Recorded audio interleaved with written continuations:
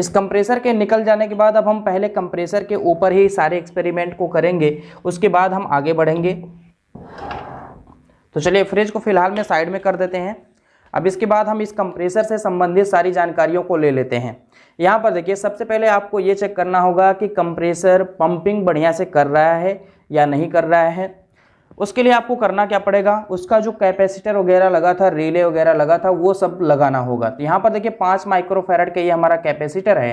तो पहले हम इस कैपेसिटर की ही जांच कर लेते हैं कि ये जो हमारा कैपेसिटर है ये सही है या नहीं सही है। तो इसकी जांच करने के लिए आपको करना क्या होगा, यहाँ पर देखिए जो इसके 2 वायर हैं, किस किस कलर के वायर हैं आपको यही जानना होगा। इस तरीके से इसको निकालेंगे और निकालने के बाद इसका माइक्रोफैरड हम चेक कर लेंगे। तो इस प्रकार से आपको काम करना होगा, सावधानी से हर एक काम करना होगा, तभी आप जा करके सक्सेस होंगे। तो यहाँ पर आप देख सकते हैं कुछ इस प्रकार से इसके वायर को निकालना होगा। तो यहाँ पर देख सकते हैं कैपेसिटर का अब ये वायर फ्री हो चुका है। अब इस वायर के फ्री हो जाने के बाद आपको करना क्या है, फिर से यही क्लैंप मीटर ले लेना है, कैपेसिटर का MFD पावर चेक कर लेना है। देखिए यहाँ पर आपको क्लियर तरीके से दिखाई दे रहा होगा। तो अब ये दोनों प्रोब जो है इसी पे लगा लेना है, कैपेसिटर पे, और लगाने के बाद चेक कर लेना होगा। तो यहाँ पर आप देख सकते हैं 5.13 माइक्रोफैरड ये शो कर रहा है, इसका मतलब कैपेसिटर सही है। तो आपको करना क्या है, अब फिर से इसको ज्वाइंट कर लेना है और ज्वाइंट करने के बाद फिर से चेक करना है। तो चलिए हम इसको ज्वाइंट करके फिर से चेक कर लेते हैं। कैपेसिटर का कनेक्शन करने से पहले ये जो स्प्रिंग है, इस स्प्रिंग को लगा लिया जाएगा, क्योंकि ये स्प्रिंग चूहों से सुरक्षा प्रदान करती है। चूहे जब वायर को काटने जाते हैं तो स्प्रिंग के रहने की वजह से उस वायर को काटने में सक्षम नहीं हो पाते हैं। तो यहाँ पर इस स्प्रिंग को लगाना बहुत ज़्यादा ज़रूरी है। तो चलिए हम इस स्प्रिंग को लगा लेते हैं। तो इस प्रकार से वायर आपको इस स्प्रिंग के अंदर इंसर्ट करा देना है। तो यहाँ पर आप देख सकते हैं इस प्रकार से इंसर्ट कराना है, और जब ये स्प्रिंग से बाहर वायर आ जाए तब आपको कनेक्शन करना है। तो यहाँ पर आप देख सकते हैं दोनों ही वायर बाहर आ चुके हैं स्प्रिंग से। अब स्प्रिंग से इस वायर को बाहर आने के बाद आपको करना क्या है, इस वायर को इस प्रकार से कट कर लेना है, और कट कर लेने के बाद इसको बढ़िया तरीके से छील लेना है और छीलने के बाद जोड़ना है। तो यहाँ पर आप देख सकते हैं किस तरह से प्रॉपर वर्क किया जा रहा है। इसी प्रकार से आपको काम करना होगा। तो देख सकते हैं अब ये दोनों वायर आपको दिख रहे होंगे, इन्हीं दोनों वायर में कैपेसिटर के दोनों वायर को जोड़ देना है। तो चलिए हम इन दोनों वायर को कैपेसिटर वाले वायर में जोड़ देते हैं। कोई भी वायर आप कहीं भी जोड़ सकते हैं, कोई भी तार आप नीले में जोड़ सकते हैं, कोई भी तार आप पिंक वाले वायर में जोड़ सकते हैं, कोई दिक्कत नहीं है यहाँ पे। बस कैपेसिटर के दोनों तार इन्हीं दोनों वायरों में जोड़ने हैं, चाहे जैसे आप जोड़ सकते हैं। तो यहाँ पर आप देख सकते हैं एक वायर जुड़ चुका है। इस वायर के जुड़ जाने के बाद इस पर हम टेपिंग कर देंगे। पिंक वाला वायर जुड़ जाने के बाद अब हम इस नीले वाले वायर को भी व्हाइट वाले वायर के साथ जोड़ देते हैं, यानी कि कैपेसिटर के साथ जोड़ देते हैं। इसके जोड़ जाने के बाद भी यहाँ पर टेप लगा देंगे, और टेप लगाने के बाद हम आगे की प्रोसेस बताएंगे कि आपको करना क्या है। चलिए यहाँ पे ये वायर जुड़ चुका। इस वायर के जुड़ जाने के बाद अब हम यहाँ पर भी टेपिंग कर देंगे। तो यहाँ पर टेप जुड़ चुका है। टेप के जुड़ जाने के बाद, वायर के जुड़ जाने के बाद अब यहाँ पर इसको थोड़ा सा व्यवस्थित कर लेना है, और व्यवस्थित कर लेने के बाद अब आपको आगे की प्रोसेस करना है। तो यहाँ पर देखिए वायर बेहतरीन तरीके से जुड़ चुका है। इस वायर के जुड़ जाने के बाद अब आपको करना क्या होगा, अब इस कंप्रेसर को चालू करना होगा। तो कंप्रेसर को चालू करने के लिए आपको करना क्या पड़ेगा, तो यहाँ पर देखिएगा इस रिले OLP को यहाँ पर लगा देंगे। रिले OLP को लगाने के बाद आगे की प्रोसेस आपको बताएंगे करना क्या है। तो इस मीटर को हम यहाँ से हटाते हैं और रिले OLP को लगाते हैं। पहले देखिए, पहले इसमें OLP लगेगा, फिर उसके बाद रिले लगेगा। रिले OLP के लग जाने के बाद अब आपको करना क्या है, ये जो कनेक्टर है इस कनेक्टर को लगा देना होगा फ्रिज में नीचे वाले पॉइंट में जहाँ पर ये कनेक्टर लगा हुआ था, क्योंकि जब रिटर्निंग सप्लाई आएगी हमारे थर्मोस्टेट से होकर के तभी ये कंप्रेसर चलेगा। तो चलिए हम इसको लगा देते हैं, और लगाने के बाद आपको स्टार्ट करके दिखाते हैं। तो ये मेन लीड लग चुका है, कैपेसिटर भी जुड़ चुका है, रिले OLP भी जुड़ चुका है। अब बस इस कंप्रेसर को स्टार्ट करने की बारी है। तो चलिए इस कंप्रेसर को हम स्टार्ट कर लेते हैं।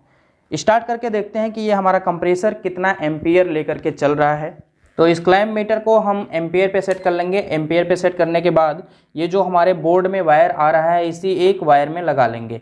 तो यहाँ पर आप देख सकते हैं इस तरह से हमने फंसा लिया, और इस तरह से फंसा लेने के बाद अब आपको यहाँ पर करना क्या है, तो चलिए हम मेन लीड को इसमें लगा लेते हैं। चलिए मेन लीड को लगा लेने के बाद अब आपको यहाँ पर एम्पियर देखना होगा कि ये हमारा कंप्रेसर चलते समय कितना एम्पियर लेकर के चल रहा है। तो चलिए हम इसको यहाँ से ऑन करते हैं। तो यहाँ पर आप देख सकते हैं कंप्रेसर हमारा 0.3 एम्पियर के आसपास में ले रहा है। तो ये कंप्रेसर तो ठीक चल रहा है, इसमें कोई दिक्कत नहीं है। अब आपको यहाँ पर चेक कर लेना होगा कि इसके डिस्चार्ज लाइन से प्रेशर आ रहा है कि नहीं आ रहा है।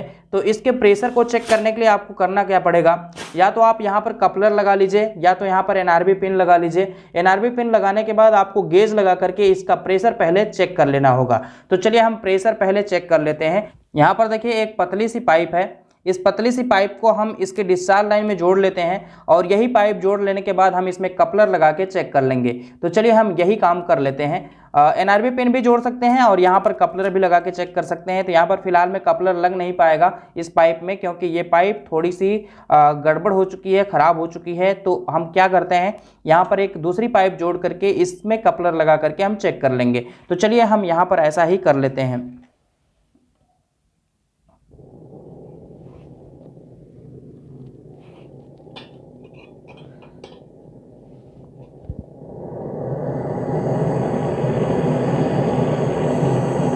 यहाँ पर पहले इसको हीट करना पड़ेगा, हीट करने के बाद तब यहाँ पर वेल्डिंग की जाएगी। तो यहाँ पर आप देख सकते हैं किस तरह से प्रॉपर काम किया जा रहा है।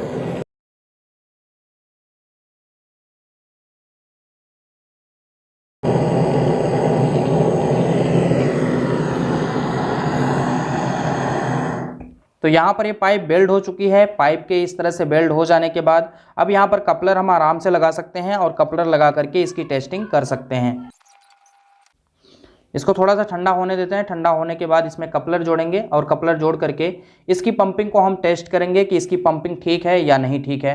तो ये पाइप अब ठंडी हो चुकी है, इसमें हम कपलर जोड़ेंगे और कपलर जोड़ने के बाद इसमें चार्जिंग पाइप और गेज जोड़ करके इसकी पंपिंग को टेस्ट कर लेंगे। यहाँ पर देखिए कपलर का ये वाला जो पार्ट होता है इसको इस तरह से लगाना है और इसको कहाँ तक लगाना है, वहाँ तक लगाना है जहाँ तक कि हमारी उंगली इसमें इस साइड में टच होने लगे। तो यहाँ पर आप देख सकते हैं इस प्रकार से ये हो चुका है और इसके इस तरह से हो जाने के बाद अब यहाँ पर आपको कपलर का जो दूसरा वाला पॉइंट होगा उसको टाइट कर लेना है। जब हम उसको टाइट कर लेंगे तो अंदर एक वॉशर होता है जो पाइप को जा करके जकड़ लेगा और उसके बाद ये पाइप खुलेगी नहीं। यहाँ पर आप देख सकते हैं प्रॉपर तरीके से कपलर लग गया है और इस कपलर के लग जाने के बाद अब ये जो हमारी चार्जिंग पाइप है इस चार्जिंग पाइप को यहाँ पर टाइट कर लेना है और यहाँ पर टाइट करने के बाद इसके दूसरे सिरे में गेज का निचला सिरा जोड़ देना है और ऐसा गेज इस्तेमाल करना है जिसमें 500 PSI तक रीडिंग हो। तो यहाँ पर आप देख सकते हैं एक गेज है, हमने इसमें नीचे से जोड़ लिया है और इसमें जो रीडिंग है ये 500 PSI तक है। यहाँ पर आप क्लियर तरीके से देख पा रहे हैं। अब इसके बाद क्या करना है, अब फिर से कंप्रेसर को चालू करना है और कंप्रेसर को चालू करने के बाद इसकी पंपिंग टेस्ट कर लेना है। चलिए हम एक बार इसकी पंपिंग को टेस्ट कर लेते हैं। यहाँ पर इसको यहाँ से ऑन करना है। ऑन करते ही यहाँ पर आपको गेज की सुई पे देखना है और ये जो गेज की सुई है ये 500 PSI तक पहुँचनी चाहिए। यहाँ पर आप देख सकते हैं ये जो गेज की सुई है 500 PSI तक लगभग पहुंच चुकी है और इस 500 PSI के पहुंचने के बाद अब आपको कंप्रेसर को ऑफ करना है और कंप्रेसर को ऑफ करने के बाद जो गेज की सुई है ये बिल्कुल वहीं पे रुकी होनी चाहिए, ये वापस नहीं जानी चाहिए। अगर ये सुई वापस जाती है तो इसकी पंपिंग फेल है, अगर ये सुई वहीं पर रुकी रहती है तो इसकी पंपिंग ठीक मानी जाएगी। तो यहाँ पर आप क्लियर तरीके से देख पा रहे होंगे जो इसका जो सुई है वो 500 PSI के आसपास में रुकी हुई है। इसका मतलब कि इस कंप्रेसर की पंपिंग ठीक है, इसमें किसी भी प्रकार की समस्या नहीं है। तो चलिए हमने पंपिंग को भी टेस्ट कर लिया। अब इस कंप्रेसर में क्या प्रॉब्लम हो सकती है, पहले हम इसके प्रेशर को रिलीज कर देते हैं। प्रेशर को रिलीज करने का तरीका यही है, गेज के हैंडल को हम इस तरह से खोलेंगे तो प्रेशर यहाँ से बढ़िया तरीके से रिलीज हो जाएगा। अब इस प्रेशर के रिलीज हो जाने के बाद ये जो कपलर है इस कपलर को यहाँ से हटा लेते हैं। तो आपने देखा कपलर कितने काम का चीज़ है। तो यहाँ पर आप देख सकते हैं बिना वेल्डिंग किए हमने इसके पंपिंग को टेस्ट कर लिया। तो इस तरह से हमको काम करना होगा। तो कपलर को हमने हटा लिया है। कपलर को हटाने के बाद अब ये जो हमारा बोर्ड है इसको भी हटा लेते हैं और हटाने के बाद अब हमको करना क्या है, इसका जो मेन लीड है इसको प्लग से निकाल देना है और प्लग से निकालने के बाद इसमें जो रिले OLP लगा है उसको भी यहाँ से रिमूव कर देना है, निकाल देना है। इसको यहाँ से निकालने के बाद अब ये जो हमारा कंप्रेसर है ना, ये कंप्रेसर काफ़ी पुराना हो चुका है। हालांकि 42 नंबर का LG का कंप्रेसर है तो ये काफ़ी पुराना हो चुका है। तो इसके अंदर जो भी आयल होगा उसमें वैक्स जमा हो गया होगा गर्म होकर के। हम उसी चीज़ को चेक करना चाहते हैं। इसके अंदर का आयल निकालेंगे और आयल निकालने के बाद हो सके तो इसमें नया आयल चार्ज करेंगे। तो चलिए हम इसके अंदर के आयल को निकाल लेते हैं। निकालने का प्रोसेस क्या होगा हम आपको स्टेप बाय स्टेप बताएंगे।